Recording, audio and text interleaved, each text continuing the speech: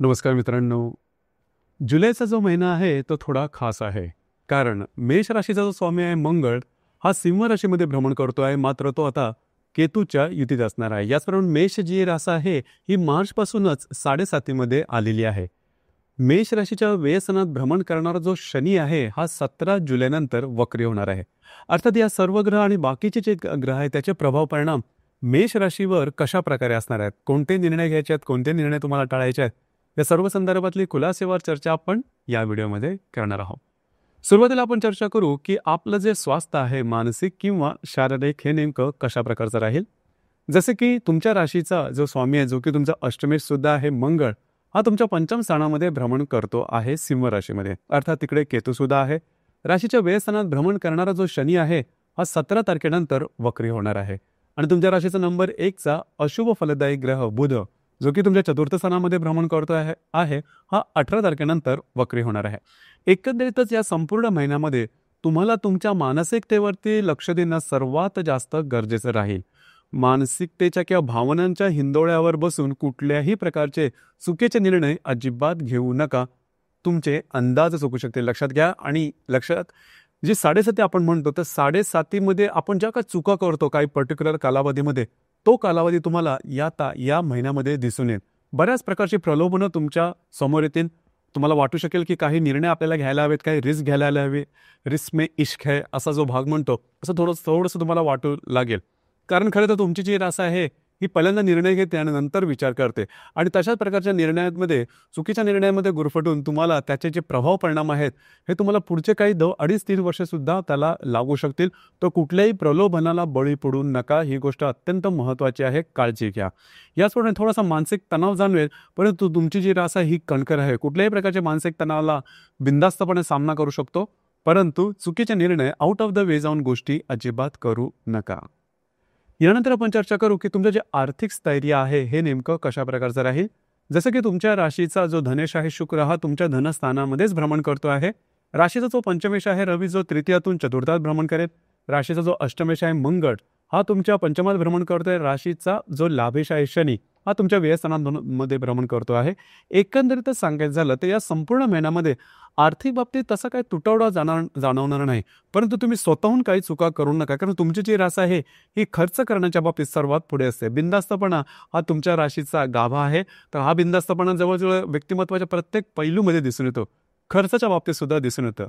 तर या संदर्भात या महिन्यामध्ये थोडीशी काळजी घ्यायला हवी. अनावश्यक अनपेक्षित वाजवीपेक्षा जास्त खर्च करू नका. ही गोष्ट अत्यंत महत्त्वपूर्ण आहे. याचप्रमाणे जर का तुम्ही शेअर मार्केटमध्ये ट्रेड करत असाल तर मोठी रिस्क अजिबात घेऊ नका. सोची समजी रिस्क तुम्ही घेऊ शकता, मात्र मोठी रिस्क अजिबात घेऊ नका. त्याचे फार मोठे त्रास तुम्हाला गांभीर्याने भोगावे लागतील. या संदर्भात काळजी घ्या. याचप्रमाणे गृहसौख्याबद्दल सांगायचं झालं तर राशीच्या चतुर्थ स्थानामध्ये रवी येणार आहे 17 तारखेनंतर आणि चतुर्थात भ्रमण करणारा जो बुध आहे हा 18 तारखेनंतर वक्री होणार आहे. तर एकंदरीतच सांगायचं झालं तर या संपूर्ण महिन्यामध्ये घरातलं जे तुमचं फॅमिलीचं सौख्य आहे, गृहसौख्य आहे, त्यामध्ये फार काही मोठे ताणतणाव जाणवणार नाहीत. काळजी घ्या, काळजी करू नका. मात्र तुमच्या वयापेक्षा जी लहान मंडळी घरामध्ये आहेत त्यांच्याबरोबर काहीतरी बिनसेल किंवा त्यांच्या आरोग्याकडे थोडंसं लक्ष देणं गरजेचं राहील. बाकी जर का सांगायचं झालं तर हा संपूर्ण महिना तुम्हाला तुमच्या अपेक्षेप्रमाणेच असणार आहे. त्याप्रमाणेच अनुभव तुम्हाला मिळतील. यानंतर आपण चर्चा करू रिलेशनशिपच्या बाबतीमध्ये. जर का तुम्ही कुठले प्रेमामध्ये असाल तर त्या संदर्भात सांगायचं झालं ही गोष्ट अत्यंत महत्त्वाची आहे. लक्षात घ्या, या महिन्यामध्ये जर का तुम्ही रिलेशनशिपमध्ये असाल तर रिलेशनशिपमध्ये असणाऱ्या व्यक्तीबरोबर छोट्या मोठ्या कारणामुळे वादविवादाचे प्रसंग निर्माण होते आणि हे जे वादविवाद आहेत ते टोकसुद्धा गाठू शकतील. तर या संदर्भात काळजी घेणं अत्यंत गरजेचं राहिली गोष्ट फार महत्त्वाची आहे. गोष्टी टोकाच्या होऊ शकतील. दुसरी महत्त्वाची गोष्ट म्हणजे ज्या गर्भवती महिला आहेत त्यांनी सुद्धा स्वतःच्या आरोग्याकडे लक्ष देणं गरजेचं राहील. छोटी गोष्ट जरी तुम्हाला समोर आली तर त्या संदर्भात लगेचच्या लगेच डॉक्टरी इलाज करणं अतिशय गरजेचं राहील. याचप्रमाणे जे विद्यार्थी वर्ग आहेत त्यांनी सुद्धा थोडंसं नेहमीपेक्षा थोडेसे जास्त मेहनत करणं गरजेचं राहील. कारण तुम्हाला जशी अपेक्षा आहे त्याप्रमाणे गोष्टी घडून येणं हे थोडंसं कठीण होऊ शकेल. या संदर्भात काळजी घ्या. यानंतर आपण चर्चा करू वैवाहिक जीवनाबद्दल.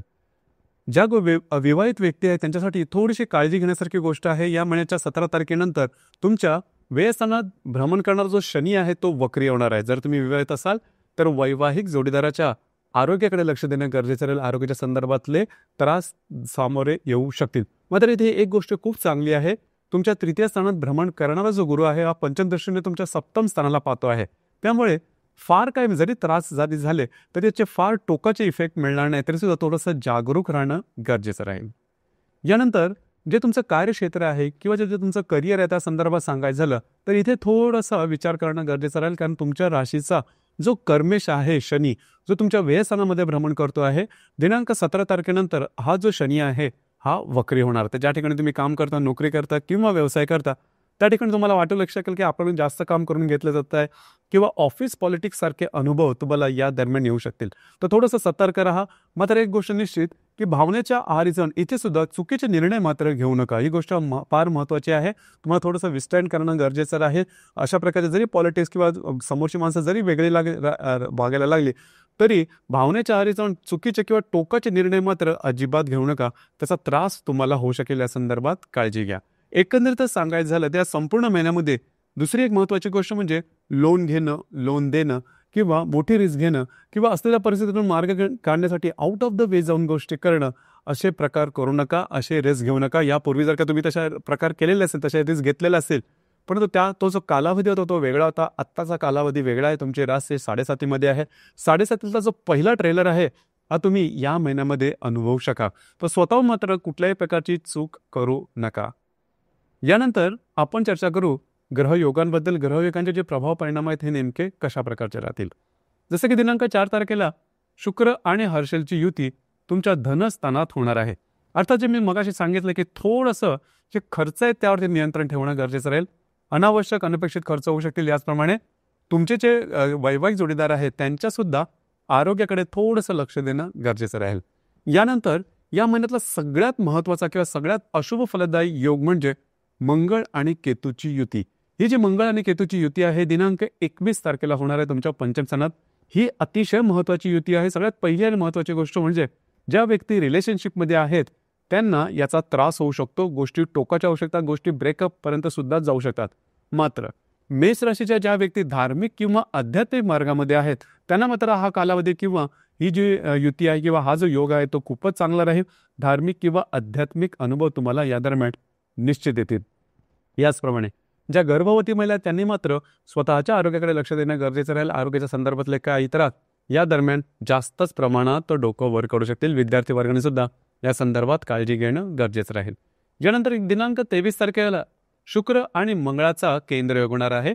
हा जो योग आहे हा योग आर्थिक संदर्भात थोडे त्रास निर्माण करू शकेल. या दरम्यान कुठल्याही प्रकारचे लोन घेणं किंवा कर्ज घेणं यापासून थोडंसं लांब राहा. खर्च किंवा गुंतवणूक यावर बारीक लक्ष ठेवणं गरजेचं राहील. याचप्रमाणे या महिन्याच्या 31 तारखेला रवी आणि गुरुची युती ही तुमच्या चतुर्थ स्थानामध्ये होणार आहे. अर्थात रवी जो तुमच्या 17 तारखेनंतर चतुर्थात येणार आहे, तिथेच भ्रमण करणारा जो बुध वक्री आहे त्या दोघांची युती होणार आहे. घरातल्या व्यक्तींबरोबरचे नातेसंबंध बऱ्याच प्रमाणात सुमधुर अशा प्रकारचे दिसून येतील. या महिन्यातली जी पौर्णिमा आहे ती गुरुपौर्णिमा आहे दिनांक 10 तारखेला आणि जी अमावास्या आहे ही 24 तारखेला आहे. तर पौर्णिमा आणि अमावास्या त्या दोन्ही दरम्यान कुठल्याही प्रकारचे निर्णय घेऊ नका. कमिटमेंट प्रॉमिसेस पासून लांब राहणं गरजेचं राहील आणि वादविवादामध्ये सुद्धा जाऊ नका. अर्थात धोक्याची घंटा या संपूर्ण महिन्यामध्ये 7.5च्या संदर्भात तुम्हाला जास्त प्रमाणात जाणवेल. गोष्ट फक्त एकच आहे की 7.5 त्याचा जो प्रभाव आहे ते दाखवणार, परंतु स्वतःहून कुठले चुकीचे निर्णय घेऊन 7.5 आणखीन तीव्र करू नका. कारण तुम्ही आत्ता घेतलेले निर्णय हे भविष्यात जाऊन तुमच्यासाठी त्रासदायक होऊ शकतील. या संदर्भात काळजी घ्या. प्रलोभने तुमच्या समोर येतील परंतु त्याला बळी अजिबात पडू नका. तर मित्रांनो, हे होतं मेष राशीचं जुलै 2025 करताचं संपूर्ण राशीफळ. धन्यवाद.